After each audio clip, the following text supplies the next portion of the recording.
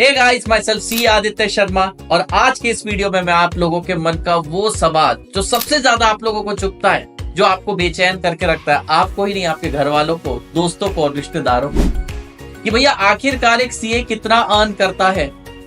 एक average salary कितनी होगी सीए की, इंडिया में एवरेज या हाईएस्ट सैलरी कितनी होती है, अब्रॉड प्लेसमेंट पर कितनी मिल सकती है, सर जॉब अपॉर्चुनिटीज कहां पर है, कितनी है, क्या स्किल रिक्वायर्ड है, बहुत सारी चीजें यहाँ पर डिस्कस करेंगे। और आपका एक और सवाल जो हमेशा आप पूछते रहते हैं, सर आपका फर्स्ट पे पैकेज कितना था, आपकी फर्स्ट सैलरी और स्टाइपेंड के बारे में बताएं। तो सारी चीजें हम डिस्कस करेंगे इस वीडियो के अंदर। सारी डिटेल्स हम लोगों ने उठाई है इंटरनेट से और कुछ ऑफिशियल सोर्सेज से। द सैलरी में वेरी थोड़ा बहुत चेंज हो सकता है, पर इससे आपको एक रफ अप्रोक्सीमेट आइडिया आ जाएगा। तो चलिए बिना किसी समय की वेस्टेज के लेट्स गेट स्टार्टेड।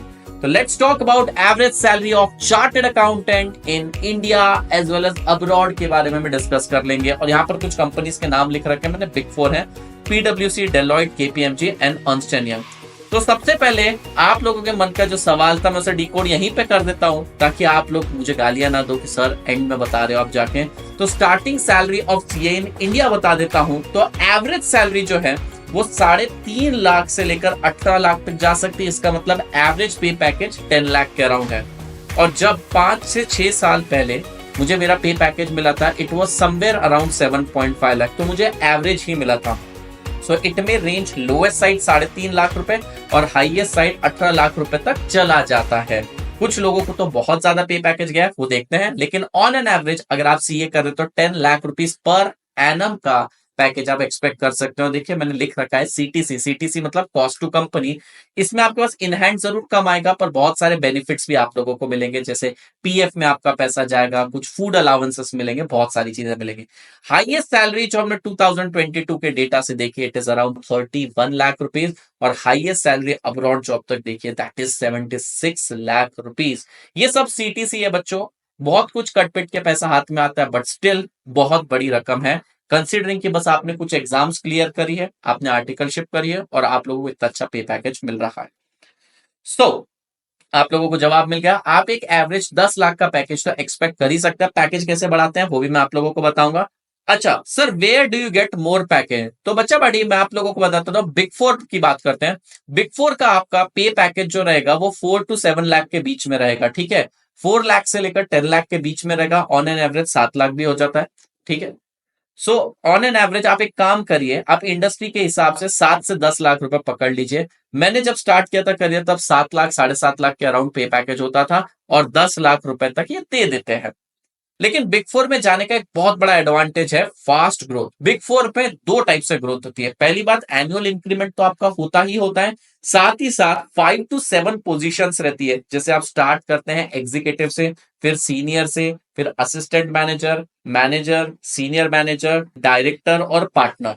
तो इस तरीके से आपका पे पैकेज लेवल के हिसाब से बढ़ता है और इन्फ्लेशन के अनुसार भी बढ़ता है। तो बिग फोर में आपकी स्पीड बहुत ज्यादा तेजी से बढ़ती है। बचा पार्टी इंडस्ट्री, कंसल्टिंग फर्म या बैंकिंग आपको स्टार्टिंग में अच्छा पैकेज देती है। छोटी कंसल्टिंग फर्म, छोटी इंडस्ट्री आपको 5 लाख रुपए तक का पैकेज देते हैं। बिल्कुल चिल लाइफ रहती है, स्टार्टिंग से आप लोगों को एकदम रिटायर्ड लाइफ से फीलिंग आएगी। और कंसल्टिंग फर्म और बैंकिंग फर्म और इंडस्ट्री कुछ अच्छी अच्छी कंपनीज जैसे विप्रो, इन्फोसिस आपको हाई पैकेज भी दे सकती है। बैंकिंग कंपनी लाइक एचडीएफसी भी आपको बहुत अच्छा पैकेज दे सकती है, 18 लाख तक दे सकती है। लेकिन यहाँ पर ग्रोथ कंपेरेटिवली स्लो ही होगी। यहां पर आप लोगों का इंक्रीमेंट तो होगा, पर वो इतनी स्पीड से नहीं होगा जितनी इंक्रीमेंट बिग फोर के अंदर होता है। तो बिग फोर आपको इनिशियली थोड़ा कम पैकेज दे सकता है, अगर मैं एवरेज की बात करूं या हाईएस्ट की बात करूं, लेकिन ग्रोथ आपको बहुत फास्ट मिलेगी यहां से। और बिग फोर में काम करने के बाद आप इंडस्ट्री, बैंकिंग, कंसल्टिंग कहीं भी चाहिए, आप लोगों का पे पैकेज बढ़ेगा ही बढ़ेगा। तो big four is like a bullet train. So मैं सबसे पहले आप लोगों को बता देता हूं कि मेरी पहली सैलरी और मेरा स्टाइपेंड कितना रहा था।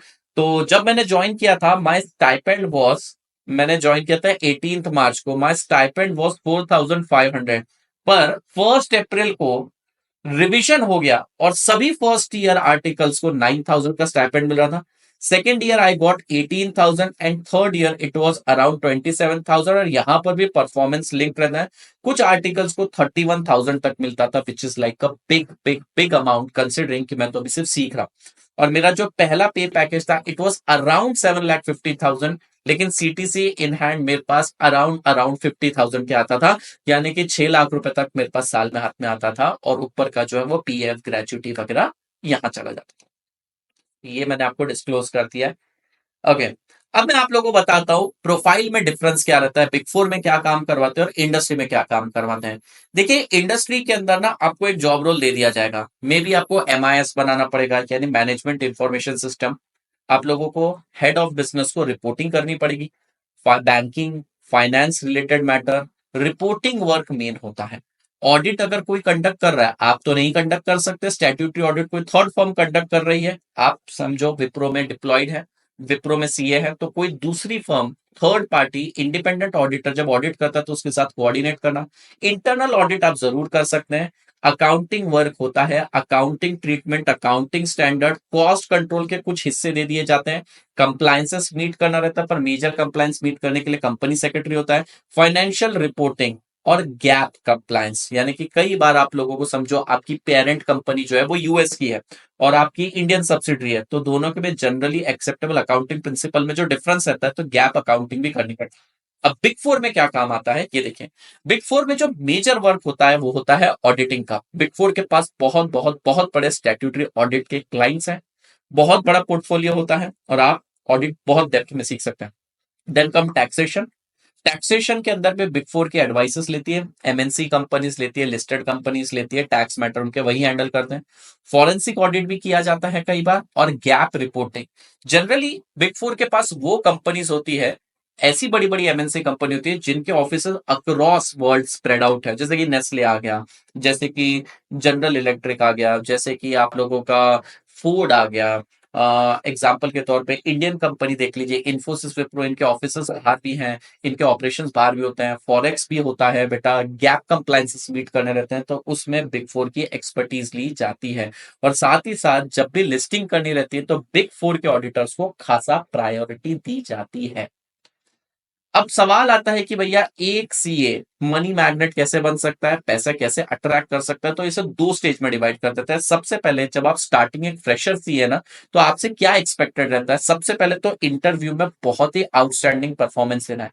First impression is last impression, लोग ऐसा बोलते हैं, लेकिन मैं इसे थोड़ा मॉडिफाई करता हूं। First impression last for ever.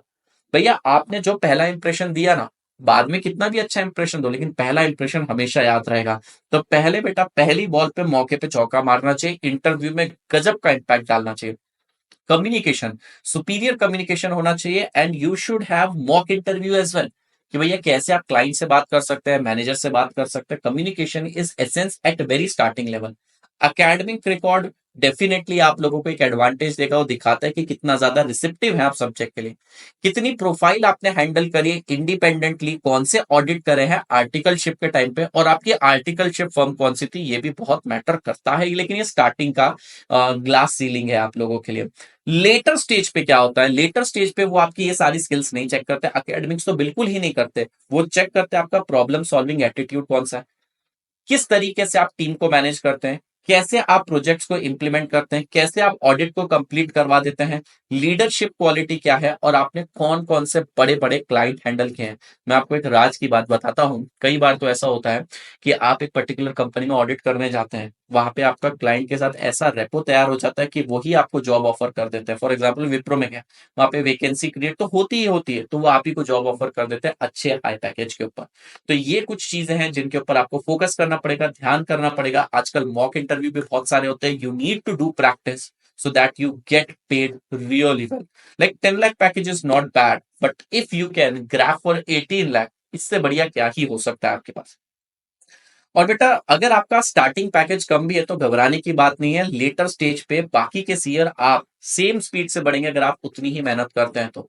ये तो सिर्फ स्टार्टिंग की बात कर रहा हूं।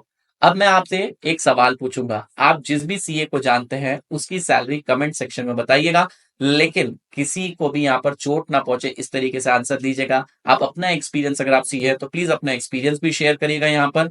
और ये मैंने सारी बातें करी है सीए की सैलरी की। मैंने ऑडिटिंग फर्म की, फॉर एग्जांपल आप प्रैक्टिस स्टार्ट कर रहे हैं, वहां पे कितना अर्न करेंगे, आप अपना स्टार्टअप स्टार्ट कर रहे हैं कितना अर्न करेंगे, उसके बारे में डिस्कस नहीं किया है। Here I was talking only about salary. So I hope you like the video, और इस वीडियो के ऊपर बेटा भर भर के लाइक दीजिए, और नेक्स्ट मैं कौन से टॉपिक के ऊपर वीडियो बनाऊं कमेंट सेक्शन में ये भी जरूर बताइएगा। Thank you so much, take care guys. दोस्तों, जब आप सीए की पढ़ाई करेंगे तब एक बहुत इंपॉर्टेंट कॉन्सेप्ट आप पढ़ेंगे, वो है रिटर्न ऑन इन्वेस्टमेंट। सीए बनने के बाद आप बहुत सारा पैसा तो कमाएंगे, लेकिन इन्वेस्टमेंट कितनी है? तो मेरे प्यारे बच्चों, अगर आप अनअकैडमी के ऊपर पढ़ते हैं तो आपकी इन्वेस्टमेंट यानी फीस कॉस्ट रहेगी मिनिमम लीस्ट।